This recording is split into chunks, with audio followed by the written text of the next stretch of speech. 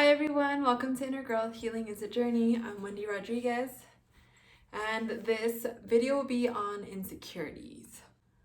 With how the world is going right now, there are a lot of insecurities, there are a lot of not secure futures, and I think we all fall under that. And I guess I just want to talk a little bit about my experiences during my life right now with how not being sure or not being secure in something has really affected me. I've told you that I am moving out of my apartment. This is my last week, technically full week here. And that is very up in the air, right? Like I'm not sure how the move is gonna go. I'm not sure how everything's gonna go. And once I personally feel like once you start feeling insecure, once you start losing that security within yourself, you desperately look for other places, and generally it's with people, relationships, or food maybe. Now that I've brought up this topic before in other videos in a different type of sense, but I do know that to me it's hitting home right now, mostly because of the fact that I have realized that I have disconnected myself with source, disconnected myself with my own inner growth, my own groundingness with I haven't meditated as much. I haven't taken the time for myself at all to really get grounded and realize that I need to find the security within myself. I do know that it goes in cycles and in circles if I allow myself to keep searching for that security outside of me, because everything that we have and want is already all around us and within us. And so we normally don't take that approach when we are searching for something, when we're wanting something in that instant gratification I talked to you about. I have really practiced that, and I haven't been doing the instant gratification. And so this prolonged gratification is a little bit more challenging for me. There are different things, like I think in relationships where I feel like if I'm not in control, then I feel insecure. I feel like I need to have everything the way that I need to do it. People need to do it the way I want them to do it. And that's the only way that I know that it's going to work out perfectly, right? And you want to know something? Being on YouTube, I know I'm changing it up a whole lot, but this just came to me. Being on YouTube and sharing my life and sharing my experience is a lot of pressure, because I don't know who watches it. I don't know who does. And I want to share my life. I want to be as transparent as possible, but I also have a little bit of me that I just feels like I don't want everybody to know everything about my life, because I am a private person. And so when I talk about my experiences, I really try to be as filtered as possible, because I just don't want the whole world knowing every single little thing. I feel like it's healthy to keep a private life, a private balance.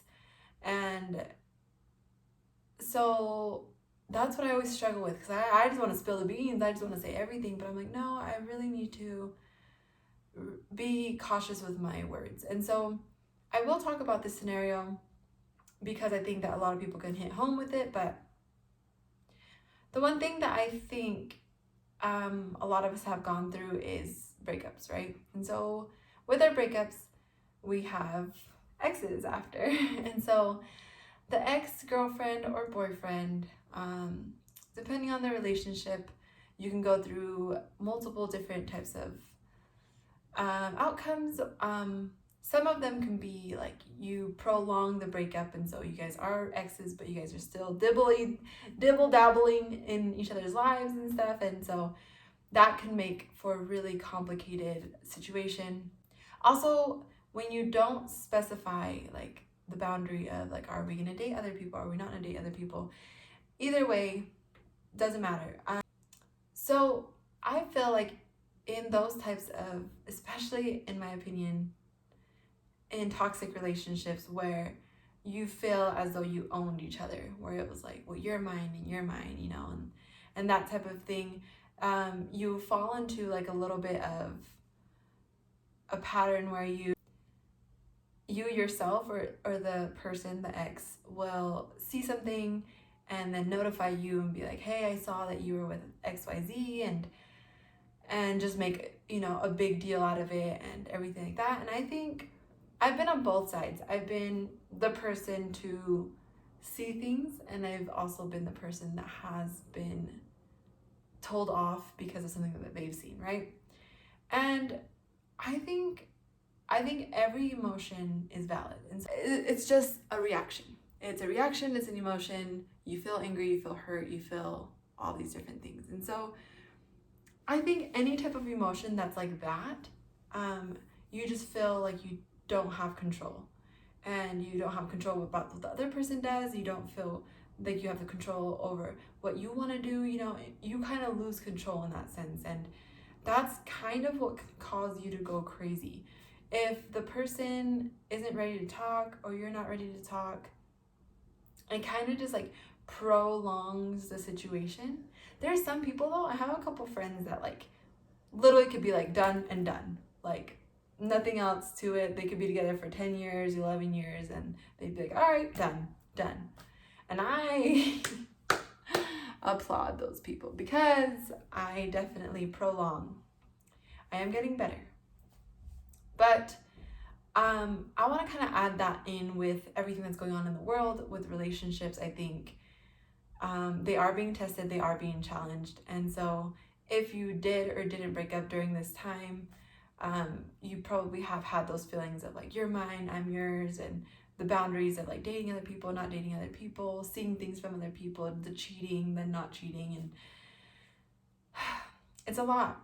I do want to say that causes the insecurity, right? So obviously you feel insecure, you're not sure what the next step is, you're not sure what the future holds, you're not sure what you're gonna do, what they're gonna do. And you know, I'm sitting here trying to ponder, I guess I'm sitting here trying to figure out, is the best solution to talk to your ex about everything, or do you just solve it on your own?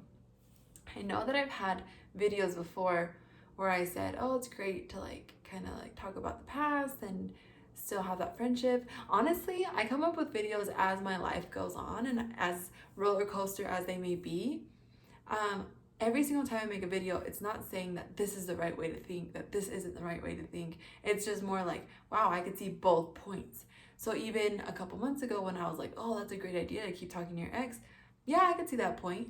But then I can also see my point here where, because not everything works for everybody, right? And so, and not everything works at every single day, it works the same. Like 1 month you're all about it and 1 month you're not. And like, that is okay. You don't, not just because you say one thing, does it have to be like forever and ever and ever. Like, things do change and we have to adapt. We are human beings and we do a pretty damn good job at adapting. I was actually shocked. I flew in the other day and I was like, I literally was in a different state, and then I was up in the air, and now I'm driving my car, and now I'm sleeping. Like, there's so many different things that we do all the time, you know? But I do think, like, is closure really something that has to come within, or you have to talk to about that person, right? Because my challenge is, this person hurt you, right? Or said things or did things and whatever, and you believed it. You're like, I can't believe you said that. I can't believe you did that. And then the same person is supposed to be the person that's supposed to have this really defining end with you that will be like, I'm so sorry, I didn't mean to do that, blah, blah. And it's like, so you can believe that too, or you're not gonna believe that. Because it's all up to you if you believe in that, if you believe in the apology, if you believe in that they're really, really, really, really sorry, then that's the only way it's gonna work. Because even if they say all the nice things and you don't believe it, you still feel like, well, I don't have closure. And it's like, I don't think you will. And I think it's an inside job. I really, really do. Because this ex, like, sorry, not sorry thing can go for years. I know people that's happened for like 10 plus years, and you know, things happen, they say sorry, and then they like kind of reconnect, and then they like, you know, and it's a lot. It's a lot of sorries. People accepting others' realities as their own, and, you know, picking and choosing what they're going to believe and what they're not going to believe, and it just mind fucks you, you know. And so I know that during this time specifically, it makes it really hard because we feel out of control, or I personally feel out of control in the sense where I'm in the point in my life now that everything is changing, everything around me, not one thing. I'm even gonna dye my hair soon, you know, like not one thing around me, you know, is the same, and it's super, super, super great. But that comfort, we crave it so much. And a part of me feels like I do fall back a little bit into my old habits because they just feel so comfortable. They feel so secure, and a time that you feel insecure, you want to feel secure somehow. And those people, those words, those movies, the place, you know, whatever it takes, people do that. And it really is disheartening a little bit because I know that we beat ourselves up and we're just like, why did we do that? Or why did we go back into that cycle? And I'm not saying it's right or wrong, but it's like, damn, I can see why you did that. Like, it honestly takes you to be so disciplined with like connecting to source, the gratitude, you know, being grateful every morning be grateful for 3 things every morning at least, you know, and then really, really try to manifest another 3 things that you really want in your life. And I honestly think the more that we focus on that is the less energy we're going to put into something that is so insecure, like the harmful habits, you know. And I do read a book, or a little like daily little book every day. It's called Jesus Calling. You don't have to be spiritual, you don't have to be about any religion or anything like that, but the words from them speak to me personally. And every day I read it, it honestly just talks more about like being connected to source, and whatever source may be for you, that is completely fine. For me, it's a combination between a higher being and also me being that higher being, but also the universe. So it's kind of a little bit of everything. But and then again, it changes all the time, because sometimes I want like almost like a motherly touch or like a parental guidance or love, and so I pray to that type of person or thing. And sometimes I just want to be grateful, and I'm just like, oh, universe, you know, whatever works, whatever the intention is, it's the intention. If you have the intention to just feel super grateful, really, really, truly like look within, whatever you connect with is your source, whatever it is. And it has to, you know, be something that you truly, truly believe in.